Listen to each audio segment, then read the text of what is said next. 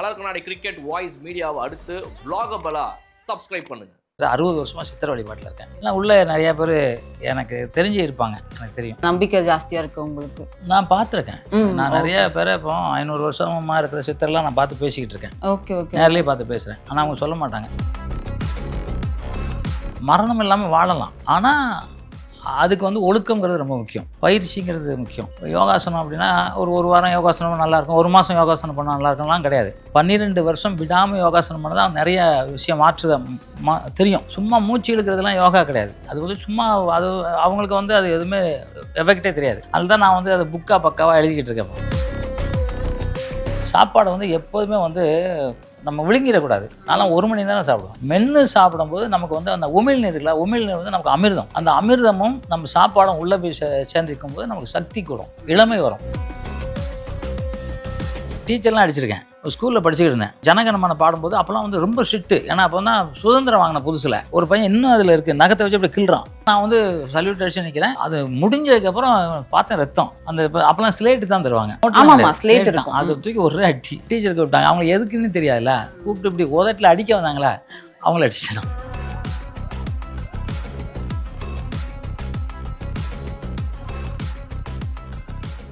வணக்கம் சார். வணக்கம். நல்லா இருக்கீங்களா? நல்லா இருக்கேன் சார். நீங்கள் எப்படி இருக்கீங்க? சூப்பராக இருக்கேன். எப்போ பார்த்தாலும் சரி, ஒரு 10 இயர்ஸ் முன்னாடி பார்த்தாலும் சரி சார், இப்பயும் சரி, பார்க்க வந்து ஒரே மாதிரி இருக்கீங்க.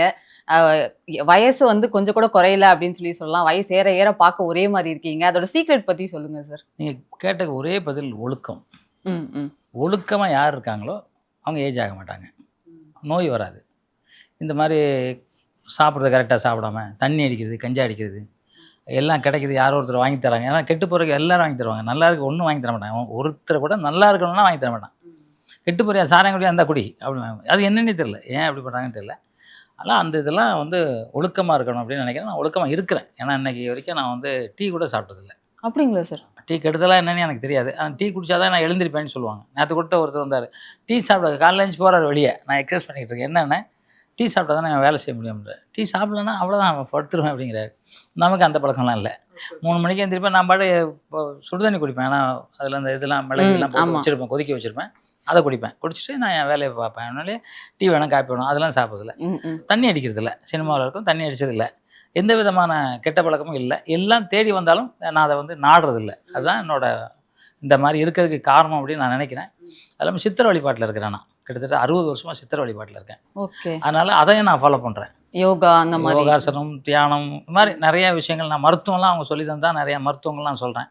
நீங்கள் வீட்டுக்குள்ளே வரும்போது உங்களுக்கு ஒரு வாசனை வந்திருக்குமே? கண்டிப்பாக வந்துச்சா? நல்ல வாசனை வந்திருக்கு. அதான் எல்லாருமே வந்தோடனே சொல்லுவாங்க, நீங்கள் சொல்லலை, இப்போ தான் சொல்கிறீங்க. இல்லை சார், நான் விபூதி ஸ்மெல் அதான் நினச்சேன். நான் எப்போதும் நீங்கள் 6 நாள் கழிச்சு வந்தால் கூட இந்த வாடகை இருக்குது. நான் 6 நாள் ஷூட்டிங் போய்ட்டு வந்தேன்னா கூட இந்த வாடகை குப்புன்னு அடிக்கும் எனக்கு. ஏன்னா உள்ளே நிறைய பேர் எனக்கு தெரிஞ்சு இருப்பாங்க, எனக்கு தெரியும். அந்த இதெல்லாம் இருக்குது. அதனால தான் நம்பிக்கை ஜாஸ்தியாக இருக்குது உங்களுக்கு? நான் பார்த்துருக்கேன். நான் நிறைய பேரை இப்போ 500 வருஷமாக இருக்கிற சித்தரெல்லாம் நான் பார்த்து பேசிக்கிட்டு இருக்கேன். Okay okay. நேர்லேயே பார்த்து பேசுகிறேன். ஆனால் அவங்க சொல்ல மாட்டாங்க, ஏஜ் எல்லாம் தெரியும். அவங்க வந்து ஏதோ ஒரு காலத்தில் அதெல்லாம் சொல்கிறாங்க, அப்போ இருந்தேங்கிறாங்க.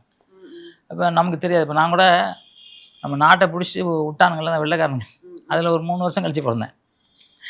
ஆமாம், அது வரைக்கும் அவனுங்க ஆட்டினானுங்க, ஆட்சி பண்ண நமக்கு தெரியாதுல்ல. அதெல்லாம் அவர் சொல்கிறார், அதுக்கு முன்னாடிலாம் சொல்கிறார். சொல்லிட்டு அவர் கேட்டுக்கிட்டே இருக்க, ஆனால் யார்ட்டையும் சொல்லிட்டாருங்கிறார். ஏன்னா அவர் வந்து அது மாதிரி நிறைய பேர் இருக்காங்க. நீங்கள் ஒரு பாட்டி 300 வருஷம் இருந்தாங்க, ஒரு பாட்டி பார்த்துருப்பீங்க, கேட்க விட்டுனாங்க. இங்கே 300 வருஷம் வயசுக்கு கேட்க விட்டுறாங்க. அப்போ வந்து நிறையா நம்ம வாழ்க்கையில் வந்து மரணம் இல்லாமல் வாழலாம், ஆனால் அதுக்கு வந்து ஒழுக்கங்கிறது ரொம்ப முக்கியம், பயிற்சிங்கிறது முக்கியம். இது பயிற்சி யோகாசனம் அப்படின்னா ஒரு வாரம் யோகாசனம் நல்லாயிருக்கும், ஒரு மாதம் யோகாசனம் பண்ணால் நல்லா இருக்கும்லாம் கிடையாது. 12 வருஷம் விடாமல் யோகாசனம் பண்ணதான் நிறைய விஷயம் தெரியும். போன பிறகு நம்ம என்னவாக இருந்தோம், என்னவாக போகிறோங்கிறதெல்லாம் 12 வருஷம் விடாமல் நீங்கள் யோகா பண்ணணும். அதுவும் அந்த கும்பகத்தில் ஒரு யோகா இருக்குது, அது பண்ணணும். வாசி யோகம் பண்ணணும். சும்மா மூச்சு இழுக்கிறதுலாம் யோகா கிடையாது. அது வந்து சும்மா அது அவங்களுக்கு வந்து அது எதுவுமே எஃபெக்டே தெரியாது. அதுதான் நான் வந்து அதை புக்காக பக்காவாக எழுதிக்கிட்டு இருக்கேன். Okay okay. எழுதிட்டு இருக்கீங்க. என்னோட 75வது வருஷத்தில் அது வந்து 75வது வயசுல ரிலீஸ் பண்ண போகிறேன். ஏன்னா அப்படின்னா கொஞ்சம் நல்லாயிருக்கும் அப்படின்னு நான் நினைக்கிறேன். அதுக்காக பண்ணுறேன். கேட்ட ஒரே இது ஒழுக்கம், ப்ளஸ் வந்து நல்ல சாப்பாடு வந்து மென்று சாப்பிடணும். சாப்பாடை வந்து எப்போதுமே வந்து நம்ம விழுங்கிடக்கூடாது. நான்லாம் 1 மணி நேரம் சாப்பிடுவேன். மென்று சாப்பிடும்போது நமக்கு வந்து அந்த உமிழ்நீர் இருக்குல்ல, உமிழ்நீர் வந்து நமக்கு அமிர்தம். அந்த அமிர்தமும் நம்ம சாப்பாடும் உள்ளே போய் சேர்ந்துக்கும் போது நமக்கு சக்தி கூடும், இளமை வரும். அதாவது உமிழ்நீர் வந்து அந்த காலத்தில் சாப்பாடில் வந்து ஊறுகாய் வைப்பாங்க. உங்கள் வீட்டில் வைக்கிறாங்களா இப்போ ஊறுகாய்? இப்பயும் இருக்கு சார். ஊறுகாய்னா என்ன தோணும் உங்களுக்கு? அது புளிப்பா இருக்கும். எச்சி வரும். ஊறுகாய்னோடனே தம்பிக்கு எச்சி ஊருக்கு பாருங்க, எச்சி வரும். எச்சி தான் அமிர்தம். அதுதான் என்ன விஷயமா துப்பக்கூடாதுன்னுலாம் சொல்லுவாங்க. ஸோ அந்த இதோட நம்ம என்ன சாப்பிடும்போது நமக்கு அமிர்தமாக இருக்கும். நம்ம இன்னைக்கு சாப்பிட்றது இன்றைக்கே நமக்கு ரத்தம் கூற போகிறதில்ல. 40 நாளைக்கு முன்னாடி சாப்பிட்டோம்னா அதுதான் ரத்தம் ஊறிக்கிட்டு இருக்கும். இது அப்படியே ஃபாலோ பண்ணிக்கிட்டே இருக்கும். நம்ம அந்த மாதிரி சாப்பிட்டுக்கிட்டு மென்று சாப்பிடணும். எல்லாத்துக்கு மேலே பெரியவங்களை மதிக்கணும். Okay sir. குறிப்பாக தாயை மதிக்கணும். தாயை மதித்தா தரணியே ஆளலான்னு சொல்லுவாங்க. தாய் வந்து உலகத்தில் கடவுளுக்கு நிகரானிலாம் சொல்ல முடியாது. கடவுளை விட மேலே தாய். பெண்களே கடவுளுக்கு மேலே உள்ளவங்க. ஏன்னா அவங்கக்கிட்ட தான், அவங்க இல்லைன்னா உலகமே கிடையாது. ஸோ அந்த மாதிரி ஒரு இது. அதனால் எல்லாம் பெண்களை மதிங்க. அதுதான் காரணம்னு நான் நினைக்கிறேன். அதுவும் விடாமல் உடற்பயிற்சி. காலைல 3 மணிக்கு எழுந்திருப்பேன். டெய்லி 3 மணிக்கு எழுந்து எக்ஸசைஸ் பண்ணுறேன். எனக்கு எது இல்லைன்னா சரி 105 டிகிரி ஒரு வாட்டி ஜுரம், அன்னைக்கு கூட எக்ஸசைஸ் பண்ணேன். இப்பயும் அதை கண்டினியூ பண்ணுறீங்களா சார்? ஆமாம். இப்போ சின்ன பையன் தானே. நீங்க ஸ்டண்ட் மாஸ்டரா உங்களோட பயணம் எங்களுக்கு தெரியும், எவ்வளவு நாளா அதை பண்ணிட்டு இருக்கீங்க அப்படின்னும் போது அதனால கேக்குறேன். இப்போ ஏன் கேட்டீங்க? நான் சின்ன பையன் தானே. கண்டிப்பா நீங்க சின்ன பையன் தான். நீங்க ஸ்டண்ட் மாஸ்டரா தமிழ் சினிமாக்குள்ள உள்ள வரும்போது நிறைய தடங்கள், நிறைய போராட்டங்கள் இருந்திருக்கும் சார். ஆமா, போராட்டம்லாம் வாழ்க்கையிலே. ஆமா சார். அந்த முதல் வாய்ப்பு அப்படிங்கிறது வந்து ஒருத்தருக்குமே ரொம்ப ரொம்ப முக்கியமான விஷயம் சார். உங்களுக்கு அந்த முதல் வாய்ப்பு எப்படி கிடைச்சது? யார் மூலியமா கிடைச்சது? எம்ஜிஆர், புரட்சி தலைவர் எம்ஜிஆர், மக்கள் திலகம் பொன்மனச்செம்மல், தமிழக முதலமைச்சர் அன்னைக்கு அவர் மூலியமாக தான் நான் சினிமாவுக்கு வந்தேன். இல்லைன்னா சினிமாவுக்கு எனக்கு சம்மந்தமே கிடையாது. நான் எங்கள் ஊரில் தூத்துக்குடி பக்கத்தில் கொம்படி கோட்டைன்னு ஒரு கிராமம். அழகாக ஒரு மளிகை கடைக்கெல்லாம் நினச்சிருந்தேன். சண்டை கற்றுக்கிட்டு சண்டையில் வந்து ஸ்டேட் ஃபஸ்ட்டு, இந்தியா ஃபஸ்ட்டு வந்தோடனே வந்து ஒரு வாட்டி எம்ஜிஆர் அவர் வந்து மதுரை திருச்சிக்கு வந்தாங்க. திருச்சியில் அவர் முன்னாடி சிலம்பம் சுற்றி காமிச்சு அவரை கூப்பிட்டு என்னை அணைச்சிக்கிட்டாரு. அவர் வீட்டுக்கு வா அப்படின்னு சொன்னார். ஏதோ சும்மா கூப்பிட்றான்னு உண்மையிலேயே வர சொன்னார். அப்புறம் அவர் வீட்டுக்கு வந்தேன். வந்து போய் பார்த்தீங்களா? 4 வருஷம் அவர் வீட்டில் தான் இருந்தேன். அதுதான் எம்ஜிஆர் நகரில் நான் வீடு வாங்கின காரணம் எம்ஜிஆர் அவர்கள் தான். எங்கன்னா இப்போ நான் வந்து வடபழனியில் வாடகை இருந்தேன். இங்கே விட 25,000 அங்கே பெருசு வாடகை, விலை ஜாஸ்தி. ஆனால் இங்கே ஏன் வாங்கினேன்னா, இங்கே எங்கே இருக்கீங்கன்னா எம்ஜிஆர் நகரில் இருக்கேன் அப்படிங்கிறதுக்காக தான். அதுக்காக தான் இங்கே வாங்கினேன். எனக்கு சினிமாவுக்கு வந்து முழு காரணம் எம்ஜிஆர் அவர்கள். முதல் வாய்ப்பு வந்து எனக்கு வந்து அவர் சேர்த்து விட்டார் சினிமாவில். அந்த சினிமாவில் சான்ஸ்லாம் அவ்வளோ ஈஸியாக கிடைக்கல. ஏன்னா நான் கொஞ்சம் ஷார்ட்டாக இருக்கேன். என்ன பண்ணுவேன்னு யாருக்குமே தெரியும். ஏன்னா எங்கள் யூனியனில் வந்து ஸ்டண்ட் யூனியனில் எல்லாரும் செலெக்ஷன் வச்சு தான் எடுப்பாங்க, சும்மா சேர்த்துக்க மாட்டாங்க. என்ன சும்மா சேர்த்துக்கிட்டாங்க. ஏன்னா எம்ஜிஆர் சொன்னதுனால. தர்மலிங்க மாஸ்டர், MK தர்மலிங்கன்ட்டு அவர் தலைவருக்கு பாடி காட்டு ப்ளஸ் தலைவர் படம் நிறையா படத்தில் ஃபைட்டராக ஒர்க் பண்ணியிருக்காரு, மாஸ்டராக ஒர்க் பண்ணியிருக்காங்க. அவர் தான் தலைவர் ஸ்டண்ட் யூனியனுக்கு. அவர் சொல்லி இது மாதிரி தர்மலிங்க நான் தம்பி அவனை அனுப்புகிறேன் அப்படின்னு சொல்லி என்னை உடனே டெஸ்ட்லாம் வைக்கல, அப்படியே சேர்த்துட்டாங்க. அதனால் யாருக்கு நான் என்ன செய்வேன்னு தெரியாது. சின்ன பையனாக இருக்கேன், அவனுக்கு என்ன வேலை செய்வானா வேலை செய்யல. அப்போ 20, 21 வயசு 22 வயசு பண்ணி வச்சுங்களேன். அப்படியே விட்டாங்க. 2 வருஷம் வேலை கிடைக்கல. அப்போ குன்றத்தூரில் எம்ஜிஆர் வீட்டில் இருப்பேன். எம்ஜிஆர் வீட்டிலேருந்து விஜயகாந்துக்கு ப்ராக்டிஸ் கொடுக்க போவேன். விஜயகாந்த் ப்ராக்டிஸ் போட்டு குன்றத்தூர் போவேன். குன்றத்தூர் வந்து அப்படியே நிற்பேன். ஒருத்தருக்கும் என்ன தெரியாது, எனக்கு அவங்களுக்கு தெரியாது. பார்த்துட்டே ஒரு நாள் எம்ஜிஆர் கேட்டேன், என்னையா வேலைக்கு என்ன போனியா நீ? எங்கே தராங்க, ஒருத்தரும் தரல தலைவர் அப்படின்னேன். அப்போ சங்கர் அப்படின்ட்டு அவரும் எம்ஜிஆர் பாடி காட்டு. அவர் வந்து இதயக்கணிலாம் படம் பார்த்தீங்களா, எம்ஜிஆர் படம், அதோட ஃபைட் மாஸ்டர். அவருக்கு கூப்பிட்டு இந்த மாதிரி தம்பிக்கு வேலை பண்ணி அடுத்த நாளே எனக்கு வந்து மலையாள படம், மம்முட்டி மோகன்லால் நடித்த படம் அது படம் ஃபஸ்ட்டு சான்ஸ் அதான் கிடச்சி. அதுக்கப்புறம் அப்படியே ஃபேமஸ் ஆகி ஃபஸ்ட்டு படம் ஹிந்தி படம் மாஸ்டானேன். ஒரு 199 121 படம். 99 தான் கணக்கு வச்சேன். இப்போ கணக்கு பார்த்தா 120 படத்துக்கு மேலே இருக்குது. அங்கே ஹிந்தியில் பண்ணிட்டு தெலுங்கு போனேன். தெலுங்கில் ஒரு 150 படம் பண்ணிட்டு கேரளா போனேன். கேரளா 300 படம் பண்ணேன். 300 படம் பண்ணிட்டு தமிழில் வைகாசி பிறந்தாச்சு. வைகாசி வந்து தமிழில் ஃபஸ்ட்டு படம் தமிழில். அப்புறம் பார்த்தீங்கன்னா தெலுங்கு, தமிழ், ஹிந்தி, கன்னடம், மலையாளம், ஒரு ஆங்கில படம், ரஷ்யன் மொழி, மலேசியன் மொழி, சிங்கப்பூர், ஜெர்மன், இந்த மாதிரி எல்லா லாங்குவேஜ்லையும் சுமார் ஒரு 2000 படம். 2000 படம் சுமார். அது மாஸ்டராக மட்டும் ஒரு 4000 சில்லற படம் ஸ்டண்ட் நடிக்கிறா. அப்புறம் சில்க் சுமிதா, மனோரமாச்சி, ஸ்ரீபிரியா மேடம், அவங்களாம் நான் தான் டூப்பு. கரெக்டாக இருப்பேன்னு சொல்லி டூப்பு. அப்புறம் அப்போ லேடிஸ் டூப்னா என்ன தான் போடுவாங்க.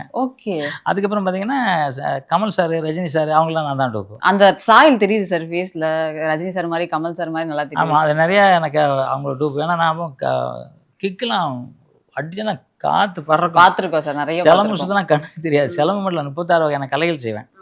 நான் என் ஸ்டைல்ஸ், அந்த கம்போஸ் பண்ணுற அந்த ஸ்டைல்லாம் எல்லாருக்கும் பிடிக்கும். ஏன்னா என்டிஆர் கூப்பிடுவார், என்டிஆர் கூட ஃபைட் பண்ண முடியும். ஏன்னா என்டிஆர் என்னோட டபுள் பங்கு ஹைட்டு.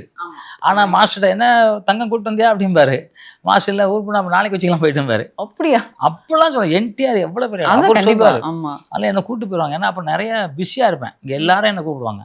நடிகர் திலகம் சிவாஜி சார் முதற்கொண்டு என்னை கூப்பிடுவாங்க. Okay sir. அதனால் இங்கே சிட்டிக்குள்ளேனாக்கா 2 மணி நேரம் ஒரு மாதம், நீங்கள் ஒரு மாதம் 2 மணி நேரம், அவர் ஒரு மாதம் 2 மணி நேரம், இவர் 2 எப்படி ஷூட்டிங் போனோம். புரியுது புரியுது புரியுது. அப்புறம் வந்து அதே அப்படி பயங்கர பிஸியா இருந்திருப்பீங்களா சார் டைம்? தூங்குறதுக்கே டைம் கிடையாது. உண்மையிலே சொல்கிறேன், தூங்குற கிடையாது. 30-40 நாளாக தூங்காமலாம் இருந்திருக்கேன். ஃபைட் மாதம் ஆனப்பறம் அது மாதிரி தூங்காமல் வந்திருக்கேன். ஏன்னா நான் வந்து 5 நாள் 10 நாள்லாம் ஃபைட் எடுக்க மாட்டேன். ஒரு நாள் எடுத்துருவேன். ஓகே. கதை கேட்பேன். கதை கேட்டால் என்னென்ன வேணும் நோட் பண்ணிடுவேன். இன்னும் ஒரு பெரிய பிரபலமான பத்திரிகை எழுதினாங்க. இதில் வந்து சன் மாஸ்டர் நோட் பண்ணி இதோட வர்றது ஜாகவார் தாங்க நான். ஆனால் படிக்கலாம் இல்லை. Okay okay. ஆனால் ப்ரொடியூசருக்கு லாஸ் வரக்கூடாது. நிறைய சீக்வன்சஸ் இருந்தாலும் எல்லாமே ஒரே நாள்ல ஷூட் பண்ணிடுவோமா சார்? ஆமாம், ஒரு கிளைமாக்ஸ்னா 2 days, அதிகபட்சம் 2 days தான். அதுக்கு மேலே நான் போக மாட்டேன். ஏன்னா விஜய் படம் நிறையா படம் பண்ணியிருக்கேன். அவருக்கே 2 நாள். இந்த பகவதி மட்டும் தான் எங்களுக்கு 4 நாள் 5 நாள் ஆச்சு. ஏன்னா அது ட்ரெயினில் ஃபைட்டு. Okay okay. மற்றபடி எங்களுக்கு வந்து ஒரு சின்ன ஃபைட்டாக இருக்கும், ஒரு 100 அடி தேவை. அது போய் 5 நாள் எதுக்கு எடுக்கணும்? ஒரு நாள் ஆஃப் டேயில் முடிச்சிடுவேன். ஏன்னா ஸ்கிரிப்ட் எழுதிடுவேன் நான்.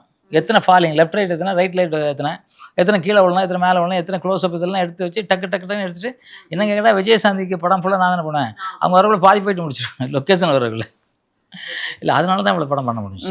நீங்கள் நிறைய ஸ்கிரிப்ட் சொன்னீங்களே சார். இப்போது நான் எல்லாமே எழுதிடுவேன், எல்லாம் பண்ணிடுவேன்னு சொல்லிட்டு இப்போ வந்து சண்டே பயிற்சி, சண்டே இதுனா ஒரு சீன் எடுக்கிறாங்க அப்படின்னா ஒரு 5 days 6 days 10 daysலாம் நிறைய போயிருக்கு. நிறைய 100 நாள்லாம் எடுக்கிறாங்க. அதான் நிறைய நாளாக எடுக்கிறாங்க. நான் ப்ரொடியூசர் அதோட வெளியே வர முடியாது. அப்போ இருந்த ஃபைட் சீக்வன்ஸ் எடுக்கிறதுக்கும் இப்போ நீங்க திரையில பாக்குற நிறைய ஃபைட் சீன்ஸ்க்கும் என்ன டிஃபரன்ஸ் இருக்குன்னு நினைக்கிறீங்க சார்? இல்லை, அப்போ வந்து ரொம்ப ஒரிஜினலாகவே இருக்கும். இப்போ நம்ம ஒரு ரோட்டில் ஒரு ஃபைட் பண்ணால் எப்படி இருக்கு, அந்த மாதிரி ஒரிஜினலாக இருக்கும். எம்ஜிஆர் அவர்கள் மாதிரி கத்தி சண்டை சிலம்பு சண்டை போடுறதுக்கு ஆளே கிடையாது. அதே மாதிரி எல்லாருமே சண்டை கற்றுக்கிட்டாங்க. எல்லாருக்குமே சண்டை தெரியும். இப்போ எங்கள் ஸ்டண்ட் யூனியனை பொறுத்த வரைக்கும் அதிக நாள் எடுக்க மாட்டாங்க. இவங்க என்ன பண்ணுறாங்க, பாம்பேலேருந்து கூப்பிட்டு வராங்க, இல்லைனா ஆங்கிலம் ஃபைட் மாஸ்டர் போடுறாங்க. அவங்க 100 நாள் 150 நாள் எடுக்கிறான். அவன் பாட்டு வந்து உட்காரக்கு ஒரு 11 மணிக்கு தான் வருவான், அப்புறம் 2 மணிக்கு போயிடுவான், திருப்பி 5 மணிக்கு வருவான். அப்படி நாங்கள் நம்ம தென்னிந்திய திரைப்படம் மொத்தம் ஸ்டண்ட் யூனியன்லாம் என்ன பண்ணுவாங்கன்னா ப்ரொடியூசர் பார்ப்பாங்க. அவங்க நம்ம ஆளுங்களை நஷ்டம் வந்துடக்கூடாதுன்னு எவ்வளோ சீக்கிரம் எடுக்க முடியும் அவ்வளோ சீக்கிரம் எடுத்துருவோம். நாங்கள் சாப்பிடாமலாம் எடுப்போம். ஃபைட் மாஸ்டர்லாம் சாப்பிடவே மாட்டோம். இந்த ஒரு நாள் போச்சுன்னா அவருக்கு திருப்பி ஒரு 5 லட்ச ரூபா செலவாகும் அப்படிலாம் நினைப்பாங்க. Okay okay. அதெல்லாம் யோசிச்சு தான் நீங்கள் அந்த மாதிரி பிளான் பண்ணி பண்ணுறீங்க? நான் எழுதிடுவேன், ஸ்கிரிப்ட் எழுதிடுவேன். அப்படியே எழுதி தான் எடுக்க போகிறேன். டைரக்டர் சொன்னேன், சார் இவ்வளோதான் மாஸ்டர், இது போதும் பாரு, எவ்வளோ நேரம் ஆகணும், ஒரு நாள் எடுத்துருவேன். நம்பவே மாட்டாங்க ஒரு நாள் எடுக்கிறது. ஏன்னா அது கே சருமார், வெங்கடேஷ் சார்லாம் அது சீக்கிரம் எடுக்கிறத விரும்புவாங்க. அவங்க படம் நிறையா பண்ணியிருக்கேன். ரொம்ப சீக்கிரம் எஸ் ஏ சந்திரசேகர் சார் அவர்லாம் தங்கம் ஒரு நாள் எடுத்துருவியாதான் பாரு சார், ஆப்படையில் எடுத்துறேன் சார். அவ்வளோ எனக்கு தானு சார் ஒரு படம் பொள்ளாச்சியில் ஒரு சொல்லிப்போம், S A Suriya hero. Okay sir. எனக்கு அந்த ஃபைட்டுக்கு கிளைமாக்ஸ் ஃபைட்டுக்கு 15 நாள் கொடுத்துருக்காங்க. ஓகே. எனக்கு பயங்கர பிஸி வேறு, நிறைய படம் ஷூட்டிங் விட்டு போனோம். அவளே ஒர்க் பண்ண முடியாது. ஆமாம், அவ்வளோ நாள் ஒர்க்கும் பண்ண முடியாது. கதையை மட்டும் டைரக்டர் போய் கேட்டேன், சொன்னார். உட்காந்து நைட்டு ஃபுல்லாக ஸ்கிரிப்டாக எழுதிட்டேன். நான் எழுதிட்டு என்ன எடுக்கணுங்கிறத பிளான் பண்ணிட்டு போயிட்டேன். அப்புறம் பார்த்தீங்கன்னா ஒரு கிரேன் வைப்போம். கிரேனை வந்து வைக்கிறோம். கிரேனில் ஏறி பார்த்தா சுற்றி காரு, அது ஒரு கிராமம் ஃபுல்லாக 36 கார் 40 கார் நிற்குது. இதெல்லாம் ஏன்னா எல்லாம் ஆர்டிஸ்ட் வந்ததுன்னாங்க. எல்லோரும் மத்தியானம் பிரேக்கில் கூப்பிட்டு ஒருத்தர் வண்டி இவ்வளோ வரக்கூடாது, 6 வண்டி போதும், இதுக்கு மேலே வரக்கூடாதுன்னு சொல்லி உட்கார வச்சு எல்லாம் 6 வண்டி தான். சூர்யா சார் அவருக்கு ஒரு கார்னா ஹீரோயினி அவங்கெல்லாம் எல்லாம் பேக் பண்ணி கரெக்டாக வந்துட்டோம். அது வந்து 15 நாள் சொன்னது 3 நாள் எடுத்து முடிச்சிட்டேன். ஓகே. அவர் கேட்டார், தானே என்னப்பா என்ன அது எப்படி அப்படின்னாரு. உங்களுக்கு என்ன சீக்கிரம் சொல்லணுமோ அதை எடுத்துட்டேன். அதிகமாக எடுத்து எடிட் பண்ணி அதுக்கெல்லாம் ஃபிலிம் வைப்போம். ஒரு 400 அடி 17,000 19,000 அதெல்லாம் வாங்கி என்ன பண்ணுறது, நமக்கு தேவையானதானே எடுக்கணும். நம்ம ஃபைட்டுக்குன்னே பெரிய பேர்லாம் வாங்கிட்டோம். ஏன்னா 100 நாள்லாம் எடுக்கல, நான் 2 நாள் 3 நாள் அதிகபட்சம் 5 நாள் என்ன எடுத்திருப்பேன். பகவதி மாதிரி எதனா ஒரு படம் 5 நாள் எடுத்திருப்பேன். மற்றெல்லாம் 2 நாள் 3 நாள் டக்குன்னு எடுத்து விட்ருவோம். ஏன்னா நமக்கு தேவை தான். ஆனால் என்னென்னா நீங்கள் கேட்ட மாதிரி அப்போ வந்து ஒரிஜினல் ஃபைட் தான். அடித்தா அந்த வெயிட் நமக்கு தெரியும், பார்க்குறவங்களாம் அப்படியே உடம்புலாம் இருக்கும். இப்போலாம் அப்படி இல்லை. இப்போ வந்து என்னென்னா எல்லாம் சிஜியில் பண்ணிக்கிறாங்க. எல்லாம் வந்து ஒரு அடி அடிச்சோன்னா இங்கே கீழே விழுந்து திருப்பி அவனே மேலே போய் திருப்பி அங்கே ஒன்று உடச்சி திருப்பி கீழே விடுறான். அப்படிலாம் அது வந்து சாத்தியக்கூறு கிடையாது இல்லையா. ஆத்தென்டிக்காக இருக்காது, கொஞ்சம் ஃபேக்காக இருக்கிற மாதிரி இருக்கும். கரெக்ட். இப்போ நம்ம இங்கிலீஷ் படம் பார்க்குறோம்னா இங்கிலீஷ் படத்தில் இப்போ ப்ரூஸ்லி படம் பார்த்தோன்னா ப்ரூஸ்லி படம் பார்க்கும்போது நம்ம ஒரு அப்படியே உடம்பு அது மாதிரி இருக்கும். அதே மாதிரி நமக்கு எம்ஜிஆர் படம் பார்க்குறோம், ஜெய்சங்கர் சார் படம் பார்க்குறோம், விஜயகாந்த் சார் படம் பார்க்குறோம், இப்போ விஜய் சார் படம், அதெல்லாம் வந்து நமக்கு ஒரு ரொம்ப இதாக இருக்கும்ல. இப்போ லேட்டஸ்ட்டாக தான் வந்து அது மாதிரி ஆயிடுச்சு வெளியே. நல்ல வளர்ச்சியாக கெட்ட வளர்ச்சியான்னு தெரில. ஆனால் இனிமேல் அது தடுக்க முடியாது. இனி அதை தான் விரும்புவாங்க. இப்போ நான் கூட ஒரு ஃபைட் எடுக்கணும்னு நினச்சா, நான் ஒரிஜினல் எடுக்கணும்னா அது ஒருத்தர் கேமரா சொல்ல, சார் ஏன் சார் அப்படி எடுக்கிறீங்க, அது மாதிரி எடுங்க சார் அப்படி சொல்கிறாங்க அப்படிங்கிறாங்க. ஆனால் ஒரிஜினல்ங்கும் போது அவங்களுக்கு வந்து ஏதோ ஒரு மாதிரி இருக்குது. அதனால் இப்போ இந்த காலத்துக்கு அது செட் ஆகாது. பட் ஆனால் அந்த வளர்ச்சி நோக்கி போயிட்டு இருக்கு அப்படின்ற போயிடுச்சு. ஒன்றும் பண்ண முடியாது, வளர்ச்சி நோக்கி போயிட்டோம். அது ஒன்றுமே பண்ண முடியாது. அதுதான் அதுவும் எடுக்கணும், இதுவும் எடுக்கணும், மாற்றி இப்போ சிலம்ப சண்டைக்கெல்லாம் அப்படி பண்ண முடியாது. சிலம்னா ஒரிஜினலாக சுத்த தெரிஞ்சிருக்கணும். அப்போ எல்லாருமே கற்றுக்கிட்டாங்க. எல்லாமே ஃபைட்டெல்லாம் கற்றுக்குவாங்க. இப்போ ஆர்டிஸ்ட் கற்றுக்கணும் இல்லை, கையை எப்படி ஓங்க தெரிஞ்சால் போதும். முன்னாடி ஓங்கவே தெரியாது, நிறைய பேர் குத்தவே தெரியாது. அப்படி நாங்கள் ட்ரைனிங் கொடுப்போம். கொடுத்து போய் ஏவிஎம்மில் தான் வச்சு கொடுப்போம். நம்ம அர்ஜுன் சாருக்கு ஏவிஎம்மில் தான் கொடுத்தோம். முரளி சாருக்கு வந்து அது எல்லாம் புதுப்பேட்டை கிட்ட கொண்டு கொடுப்போம். ஒவ்வொரு ஹீரோவுக்கும் அங்கங்கே ட்ரைனிங் கொடுத்துட்டு இருப்போம். நாங்கள் அந்த காலத்தில் அப்படி தான் பண்ணுவோம். முன்ன ஹீரோன்லாம் வந்துட்டாங்க, ஹீரோ அப்படின்னு இன்ட்ரடியூஸ் ஆகுறாங்கன்னா உங்களுக்கு இதுக்கெல்லாம் தெரியுமா, சிலம்பம் தெரியுமா, குதிரை ஓட்ட தெரியுமா, அந்த மாதிரி நிறைய விஷயங்கள், பரதநாட்டியம், இந்த மாதிரி டான்ஸ்லாம் முன்னாடி சொல்லி கொடுத்து தானே சார் வருவாங்க. ஆமாம், இப்போ வந்து கற்றுக்குறாங்க எல்லாருமே. அவங்க இன்ட்ரெஸ்ட், இப்போ மனசுக்கு நமக்கு அது கற்றுக்கணும் ஒரு ஆசை இருக்கும் படத்தில் நடிக்கணும்னா. அப்போ நம்ம வந்து இதெல்லாம் வந்து கற்றுக்க ஆரம்பிச்சிடுறோம். எல்லாமே கற்றுக்க ஆரம்பிச்சோம். இப்போ நான் வந்து சினிமாவில் வரணும்லாம் கற்றுக்கல. நான் வந்து என்னோட தற்காப்புக்காக கற்றுக்கிட்டேன். அப்போ வந்து எனக்கு யாரும் கற்றுக் கொடுக்க மாட்டேன்னாங்க எங்கள் வாத்தியார். ஓகே, மற்றபடி கூட இருக்க ஸ்டூடெண்ட்லாம் அவங்களுக்கு ஏன் அவன் வெளியூருக்காரன், அவனுக்கு எதுக்கு ஃபைட்லாம் கற்றுக் கொடுங்கன்னு சொல்லி என்ன இது பண்ணுவான். கம்பெல்லாம் எடுத்தா தப்புன்னு அடிப்பானுங்க. Okay okay. அப்போ சின்ன பையன், எங்கள் அம்மா வேற அப்போவே சின்ன பிள்ளையே வழக்கம்னு சொன்னாங்க, யாராவது ஒன்று அடிக்க முற்பட்டால் அடி ஓடியா இருக்கணும்பாங்க.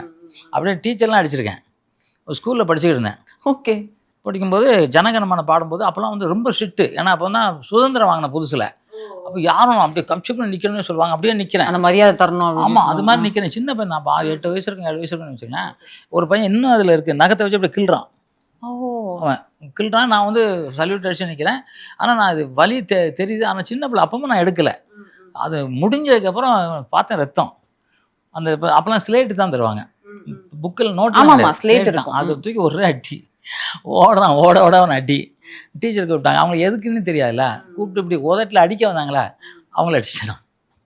Okay sir. எங்கள் அம்மா சொன்னது, யாருன்னா ஒன்று அடிக்க முற்பட்டா அடி ஓடியா இருக்கணும்னா அந்த மாதிரி. அதுக்கப்புறம் தான் ஏன்டா அதெல்லாம் தப்பு பண்ணோன்னு நினச்சேன். இப்போ கூட நினைக்கிறேன் தப்பு, பெரியவங்கள கையே நீட்டக்கூடாதுங்கிறது இப்போ தெரிஞ்சு. அதுக்கப்புறம் எங்கள் வாத்தியாட்ட கேட்கும்போது அதெல்லாம் தோணும், ஆனால் அடிக்கக்கூடாது, அடித்தா நம்ம வேலை வர முடியாது. நம்ம பணிவு எவ்வளோ இருக்கோ அந்த அளவு உயர்வோம். நீங்கள் பணிவு இல்லைன்னு வச்சுங்களேன், உயரவே முடியாது. இப்போ அது அந்த பணிவு எல்லாருக்கும் இருக்கணும், எல்லா இடத்துலையும் இருக்கணும். இப்போ பெரிய ஆளாக இருக்காங்க, நான் எவனுக்கு பணியலாம் கிடையாது. எவருக்கோ ஒருத்தர் பணிஞ்சே ஆகணும். பணியல்னா யாருமே வாழ முடியாது. ஏன்னா என்னைக்கு வந்து வளையும் தன்மை இருக்கோ அதுதான் காற்றுல கூட உடையாது. எல்லாம் வளையாதுன்னா உடஞ்சி போயிடும், காற்றுல புயல் அடிச்சுன்னா உடஞ்சி போயிடும். அதனால் எல்லாத்தையும் அனுசரித்து வாழலாம். அந்த மாதிரி நான் வந்து எல்லாருக்கிட்டையும் அன்பாக இருந்து அந்த சண்டையை முறையாக கற்றுக்கிட்டு ஸ்டேட் லெவலில் வந்தேன். என்னை தொடக்கூடாதுனாங்களாம், அவங்களாம் எனக்கு பின்னாடி கூட நிற்க முடியல. நான் ஸ்டேட் லெவலில் வந்தேன், இந்தியா லெவலில் வந்தேன். அதுக்கப்புறம் தான் சினிமாக்கு வர முடிச்சு. எனக்கு ஒரு இடத்துக்கு வந்துட்டுன்னா அதுக்கு எல்லாமே என்னோடய ஒழுக்கம், என்னோடய முயற்சி, புரட்சித் தலைவர் எம்ஜிஆர் கொடுத்த கருணையான பார்வை, இதெல்லாம் தான் இன்றைக்கி இந்த அளவு வந்திருக்கேன். ஸ்டண்ட் மாஸ்டராக இருக்கும்போது நீங்கள் ஒர்க் பண்ண நிறைய ஆக்டர்ஸ் இருப்பாங்க இல்லைங்களா, அவங்களுக்கு வந்து டாப் 5 அந்த மாதிரி சொல்லணும், அந்த ஆர்டரில் சொல்கிறீங்களா sir? Rajini sir, Kamal sir, Vijayakanth sir, Vikram sir, Vijay sir, இல்லை யாருக்கு வந்து first, second, third, fourth, fifth இடம் கொடுப்பீங்க? ஃபர்ஸ்ட் கேள்வி எனக்கு தெரிஞ்ச எம்ஜிஆருங்க. இல்லை சார், இந்த 5 ஆக்டர்ஸ் இல்லை ஃபர்ஸ்ட் வந்து எனக்கு எம்ஜிஆர். அவருக்கு நிகர் வந்து எந்த ஃபைட்லேயும் அவரு. அப்புறம் வந்து விஜய் சார் அற்புதமான ஃபைட் பண்ணுவார். அதாவது அவர் டான்ஸும் சரி, ஃபைட்டும் சரி, அவர் நாங்கள் கம்போஸ் பண்ணுறது பார்க்கலையான்னு தெரியாது, அப்படி அவர் அற்புதமாக பண்ணுவார். அதுக்கப்புறம் பார்த்திங்கன்னா இவர் நம்ம கமல் சார் எல்லாமே கற்றுக்கிட்டவர், ரொம்ப பிரமாதமாக பண்ணுவார். விக்ரம் சார் அது மாதிரி. அப்புறம் சூர்யா சார் நீங்கள் கேட்கல, இருந்தாலும் அந்த எங்கே கூட அவரும் கற்றுக்கிட்டாரு. அப்புறம் அர்ஜுன் சார் அதையும் கேட்கல, அவரும் நல்லா பண்ணுவார். அஜித் சார் நல்லா பண்ணுவார். அஜித் சாருக்கு ஏன்னா அவருக்கு இடுப்புலாம் ஆப்ரேஷன் பார்த்துங்க, அவருக்கு பயல் கடை, அதை மீறி நல்லா பண்ணிக்கிட்டு இருக்காரு. ஏன்னா அதெல்லாம் நான்லாம் கேட்பேன், மாஸ்டர் சார் என்ன சார் இடுப்பு அவ்வளோ அப்படிம்பாரு. அதாவது தன்னோட தொழிலில் அவ்வளோ அக்கறையாக இருக்கிறாங்க, அவ்வளோதான். இடுப்பில் ஆப்ரேஷன் பண்ணிக்கக்கூடாது, பண்ணாக்க முடிஞ்சு போச்சு. ஆனால் அதை மீறி அவர் நல்லா பண்ணுறாரு. நான் ஒரு 3 படம் பண்ணேன். பகவன்லாம் ஃபுல் ஆக்ஷன் படம் நல்லா பண்ணார். அதே மாதிரி எல்லாமே நல்லா பண்ணுவாங்க. அதில் நம்பர் 1 பார்க்கும்போது எம்ஜிஆர் படம், விஜய் அப்படி தான் நான் சொல்லுவேன். விஜயகாந்த் இங்கே கேட்கல, நான் விஜயகாந்த் தான் நம்பர் 1. Okay sir. நீங்கள் கேப்டன் கேட்கல, ஏன்னா அவர் மாதிரி கிக் அடிக்கிறதுக்கு யாருமே முடியாது. Okay okay. அவர் வந்து ஹிந்தி படத்தெல்லாம் புக் பண்ண வந்தாங்க, அந்த ஹிந்தி படம் பண்ண மாட்டேன், நான் தமிழை மட்டும் தான் பண்ணுவேன்ட்டு முன்னாடி தான் சொன்னேன். ஓகே. அந்த மாதிரி தமிழ் வெறியர், தமிழன்று சொல்லடா தலை நிமிர்ந்து வாழடான்னு சொன்ன ஒரு புரட்சி தமிழன் கேப்டன். எல்லாருமே நல்லா பண்ணுவாங்க, அதில் யாரையும் நம்ம குறை சொல்ல முடியாது. பண்ணவங்கலாம் இன்றைக்கி டாப்பில் இருக்காங்க. யார் நல்லா பண்ணுறாங்களோ டாப்பில் இருக்காங்க. நம்மளே புரிஞ்சிக்க வேண்டியதான். நீங்களே வருஷப்படுத்துவீங்களா, அந்த வரிசையில் நீங்களே சொல்லிட்டீங்க. எல்லோரும் நல்லா பண்ணுறாங்க. மலைப்பாம்பு கூட ஃபைட்டு ஊசி போட்டிருக்கோம், அதெல்லாம் ஒன்றும் பண்ணாது. நான் கழுத்தை பிடிச்சிக்கிட்டேன், அது என்ன உடம்பை சுற்றி இருக்கணும். ஷார்ட் கேமரா ரன்னிங் போகும்போது அது இப்படி இல்லை இருக்குது. எனக்கு என்னடா அது, நான் சொல்கிறேன் சார் இது ரொம்ப இருக்குது அப்படிங்கிறேன். ஒன்றும் இல்லை, ஷார்ட் பண்ணலாம்னா நான் எனக்கு தெரியும் இதுக்கு மேலே இருக்குன்னா உடஞ்சிடும்னு தெரியும். நான் செம்ம சால்ட் அடித்தேன், அதுக்கு முதுகு உடஞ்சி போச்சு. ட்ரெயின் இப்படி போகும்போது குறுக்கால அவர் ஓடணும். அதுக்கு நான் டூ போடுறேன், லாங் ஷாட் நான் ஓடுறேன். டிரைவர்கிட்ட சொல்லியாச்சு 10 கிலோமீட்டர் வேகத்தில் போனால் போதும், கேமரா ஸ்பீடு வச்சுக்கணும் அப்படின்னு. ஷார்ட் கேமரா நான் டைவ் பண்ணுறேன், அடிச்சிருச்சு ட்ரெயின். ஒன்றுமே இல்லை, நீ போன ஷாட்டுக்கு எடுத்து 200 அடிக்கு அந்த பக்கம் தூக்கி போடுச்சு. புலி கூடலாம் சண்டை போட்டிருக்கேன், புலி கூட அதிலலாம் சிங்கம் கூடலாம் சண்டை போட்டிருக்கேன். சிங்கம்லாம் கொஞ்சம் கஷ்டமான. ஆமாம் சார், கண்டிப்பாக எல்லாத்துலேயும் சண்டை போட்டேன். ஆனால் பாம்பு கிட்ட போடும்போது தான் கொஞ்சம் கஷ்டமாக இருந்துச்சு எனக்கு.